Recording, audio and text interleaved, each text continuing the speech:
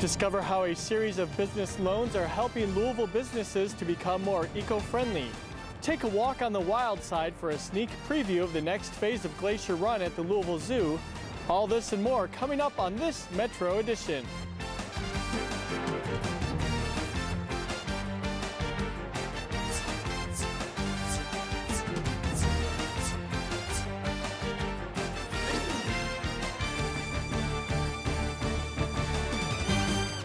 Hi everyone, this is Metro Edition.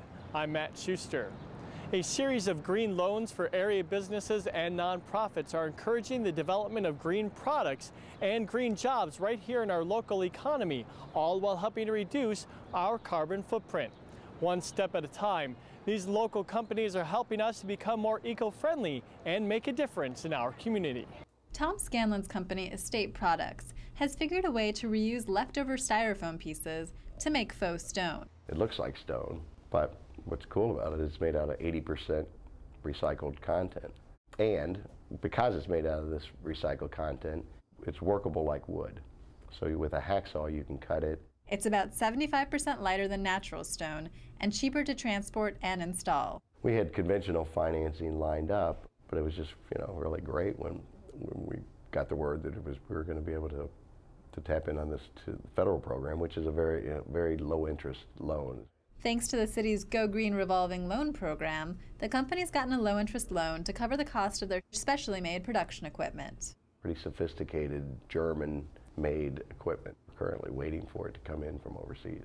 It's a new way of thinking, and it's something that we're excited that we can help a company get going and start here in Louisville.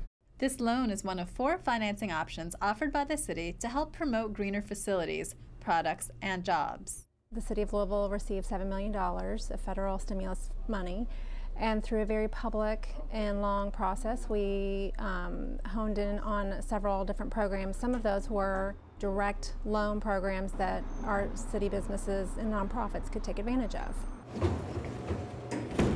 Owners of the Starks building at 4th and Muhammad Ali also received that loan to help update the ductwork and purchase new green kitchen equipment to help reduce their energy footprint. We managed to put together a loan package of $400,000 for energy-efficient kitchen equipment, which included the ductwork, which will serve both Eddie Merlot's and the Colonnade, and some of the equipment in the kitchen itself. Energy-efficient freezers and refrigerators and other things that make the long-term prospect better because they're going to be spending less on energy and more on food. Another of the city's green loans helped nonprofits perform energy audits on their facilities. There are 5 buildings that make up this facility here, and all of them were audited at the same time. Goodwill Industries was able to learn more about its East Broadway facility as a result. The audit provided us with a template of what just a small modification in all of our lighting could provide us in terms of a return on investment. And for us, it found close to a $6,000 return each year if we made certain modification to our lighting, which we are happy to make because it's a really low-cost change. Because they looked at our HVAC systems and really provided us some savings. And since then, they've applied for another grant with the city to help them implement some of those changes. We, like many other nonprofits, have applied for some assistance through that funding to help us underwrite some of the costs of those changes. Being a nonprofit, we feel really an obligation to spend the money we receive from the public wisely and to use the funds that are entrusted to us in a way that engenders people's support of goodwill. They're reducing their bottom line because it's saving on energy costs that they pay monthly, but it's also the investment that we're making is saving that nonprofit money right away, but it's also recouping in 5.5 years usually the cost of the energy improvement itself. In this economic climate, businesses are looking for ways to save money in operating costs and benefit from the new market for green products where they can. Slowly, jobs are being created, companies are starting to take more chances, and the economy is starting to turn around. The whole country is seeing that there's a new responsibility and a new way of able to do things that not only can reduce our own costs, but really helps the environment. What we hope to see is the creation of jobs, the creation of new technology, but also reducing as a community our carbon footprint and our energy output. Discussion and progress continues on the Ohio River Bridges project. Project organizers recently brought together people from all around the world to discuss some innovative ideas to help make this project a reality. Let's take a look. Government leaders say if we move quickly to build 2 new Ohio River bridges, we can save millions and create more than 4,500 jobs. Governor Beshear, Governor Daniels, Mayor Fisher, and Kentucky Transportation Cabinet Secretary Mike Hancock joined more than 800 people in mid-February at the Kentucky Convention Center to discuss the Ohio River Bridges project. We have pulled this project together, and we have partners in Indiana, Kentucky, and Louisville that are going to make this project happen. This project includes reconfiguring the Kennedy Bridge to alleviate congestion, building a new downtown bridge for northbound traffic on I-65, reconfiguring the interstate in Clarksville and Jeffersonville to connect to the downtown bridge, building an East End bridge to connect Kentucky and southern Indiana, and adding highway to connect the interstates on both sides of the river to the East End bridge.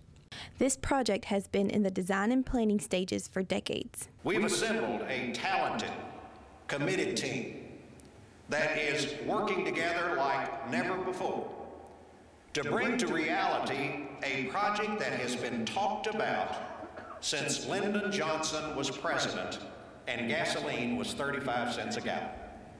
A main question asked is where funding for this $4.1 billion project is going to come from. The conference was held to help find these answers. One of the primary issues that we face with the Louisville Bridges project is funding and the financing of the ultimate improvement.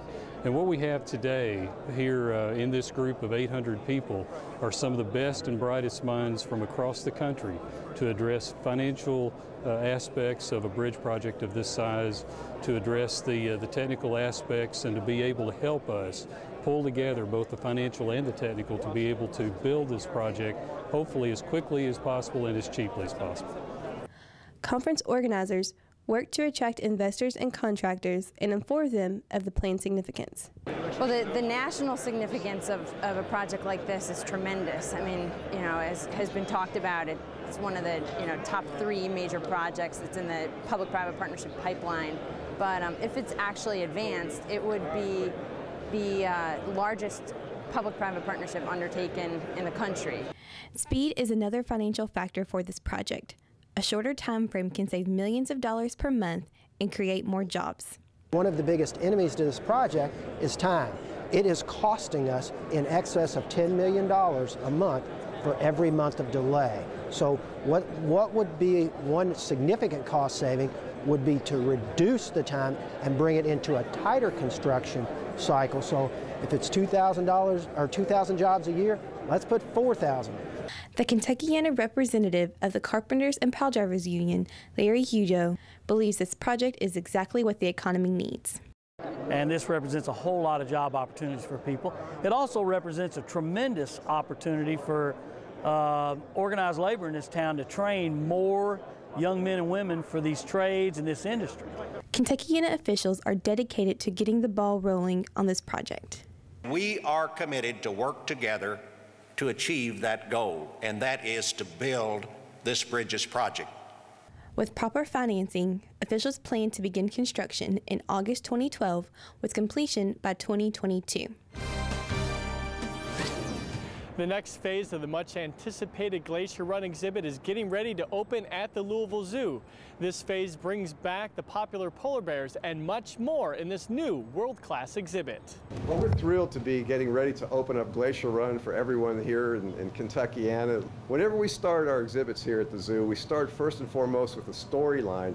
And we want to make sure that when guests come to the zoo, they're not just seeing the amazing polar bears or grizzly bears or seals or sea lions, but they're transported to the place that's in the remnant wild where they can actually see the animals if they had the good fortune to have the means to get there. Glacier Run is our version of Churchill, Canada. It's a fictitious version of a real town that exists on the edge of the Arctic Circle, where human beings have had to learn to live in balance with the top of the food chain predator, the polar bear.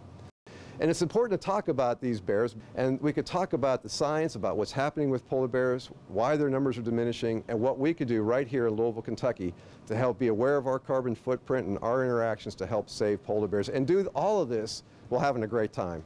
Every day this summer at Glacier Run, there's going to be 6 animal presentations every day. Seals, sea lions, polar bears, grizzly bears. We have these amazing roll-up doors where you'll be standing just 4 or 5 feet away and the bear will be just that far away from you. You'll be able to see them, you'll be able to smell them, you'll be able to smell their breath.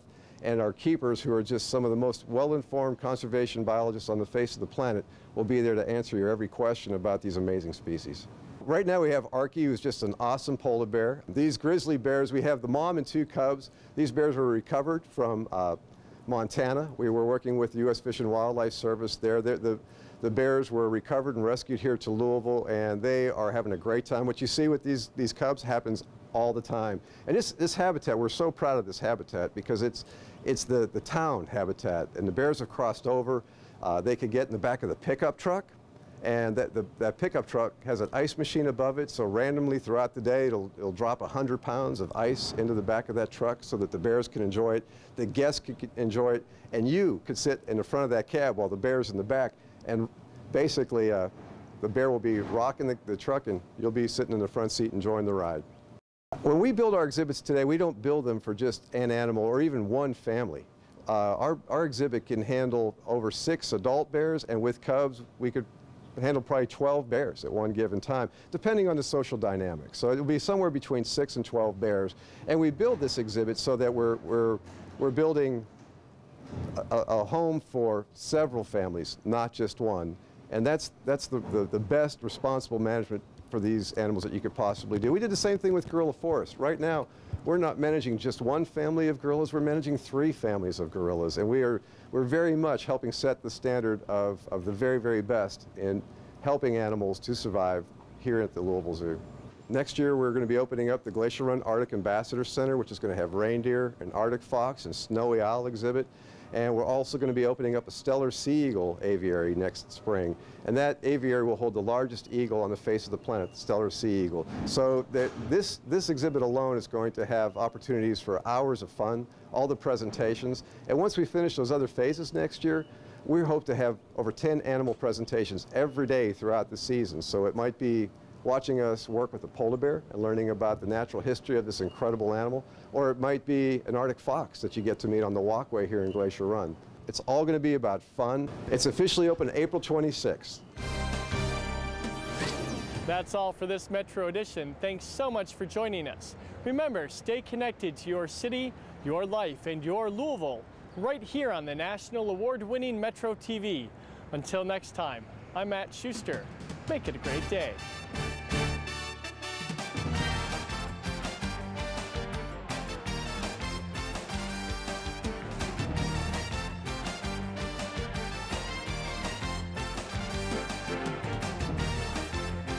Metro TV, a public service of Louisville Metro government.